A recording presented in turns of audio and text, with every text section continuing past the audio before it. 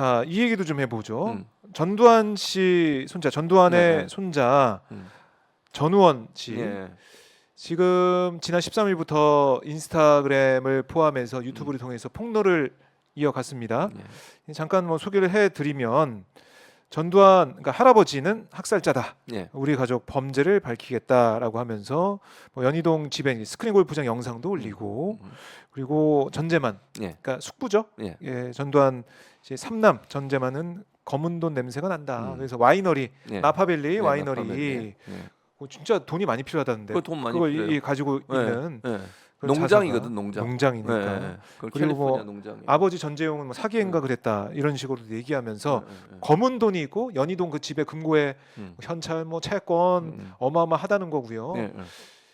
그런 폭로를 했는데 예. 예. 오늘 이 병원에 지금 입원했다는 거예요. 오늘 아침에 유튜브 방송 하다가 실제 좀 마약을 투약하기도 하고 환각 증세도 보이고 그러다가 현지 경찰 뉴욕에 있으니까 뉴욕 경찰이 이 방에 들어오면서 영상이 끊어졌습니다. 그래서 경찰에 체포됐느냐 했는 체포는 아니고 예. 병원에 있고 응급실에 갔다는 얘기도 있고요. 어쨌든 그런 치료받는 그런 상황을 보여집니다. 아니면 뭐 일각에서는 뭐 어디 뭐 잡혀간 거 아니냐 이런 얘기까지 나오고 있는데 그건 아니고 현재로서는 병원에 있다 이 정도까지만 이제 확인이 되는 것 같은데 전우원 씨의 이번에 폭로는 좀 어떻게 보셨습니까? 그러니까 저는 네. 전우원 씨가 이제 뭐 자기 아버지 되는 분은 또 뭐 좀 아프다 뭐 이런 얘기를 하시던데 그 아프다는 개념하고 지금 얘기한 내용의 진실성의 문제는 저는 다른 차원으로 접근했는데 무슨 말이냐면 본인이 얘기한 내용들의 많은 부분 예전에도 얘기가 돼 왔던 것들이 네. 많아요. 그리고 겹치는 부분도 많고 검은 돈의 문제도 사실은 그게 있을 거라고 다들 생각을 하지만 증거를 못 찾았던 거 아닙니까? 네. 전두환 특별법을 만들었던 이유가 뭡니까? 전두환 씨가 자기가 저 추징금을 내지 않기 위해서 돈을 돈 세탁을 해서 어디에 숨겨놨을 것이고 본인은 호화로운 생활을 했잖아요. 전우원 씨도 그런 얘기하잖아요. 예금은 29만 원밖에 없었는데 네, 그때 그렇게 2003년도 재판인가 네. 기억하는데요. 그런데 실제로 생활한 걸 보면 그렇지 않아요. 골프 집에 치고 스크린 골프장까지 만들 정도면 그게 네. 29만 원 갖고 있는 분이 그렇게 할 수는 없잖아요. 집에 없으세요 스크린 골프? 저요? 네. 스크린 골프장커녕 아무것도 없.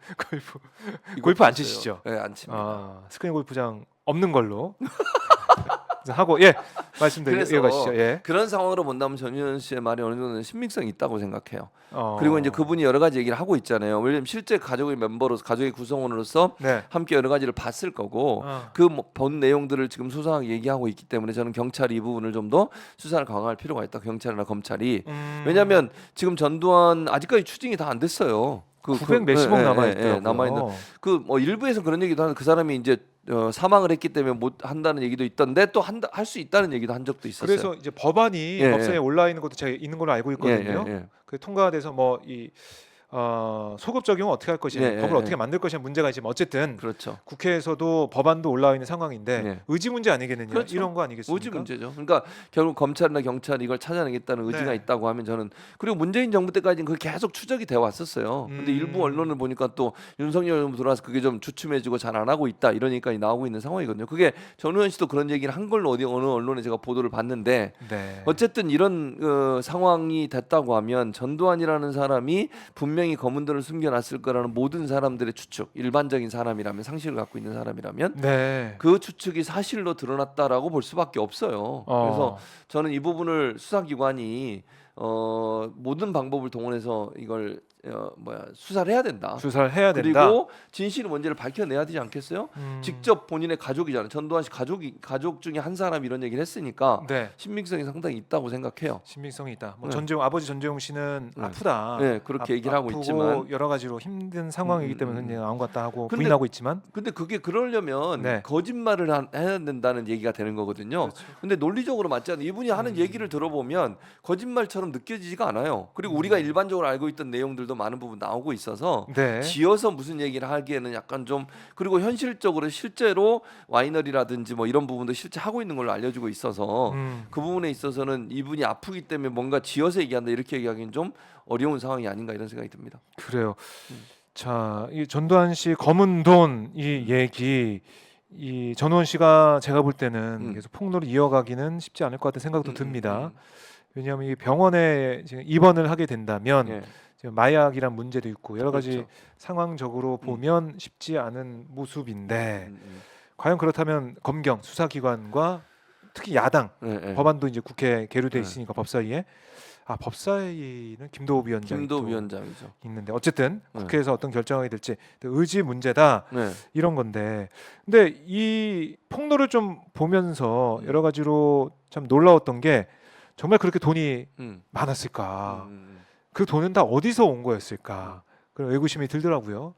이 독재, 그러니까 7년 뭐 대통령 있으면서 그렇죠. 뭐 단임제로 음. 길게 한 상황인데 네. 그 기간 동안 어떻게 이 돈을 다 모으고 만들었을까? 이거 너무나 궁금해요. 기업이에요, 아직까지도 기업. 기업일 기업들이 것이다. 다 돈을 이제 정치 자금 뭐 이런 걸 주는 거죠. 선거 때도 주고 평상시에도 주고 이렇다고 봐요. 그 당시에는. 그 당시 그러니까 물론 80년대 기업이 자발적으로 하는 기업도 있겠지만 네. 이제 뭐 진짜 그 당시에는 대놓고 내놓으라고 했을 거예요.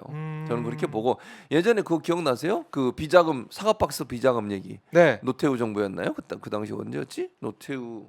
음. 그래서 그 민주당 의원이 그거 얘기가 폭로 대정부 질문에 통론을 해가지고 그게 사과박스 얘기가 나왔잖아요. 네. 그건 정말 빙산의 일각일 거다. 그거보다 더 많은 돈이 흘러가고 있었을 거고 정치권으로. 네. 그것 때문에 그 선거 때마다 차떼기 정당이란 말도 있었잖아요.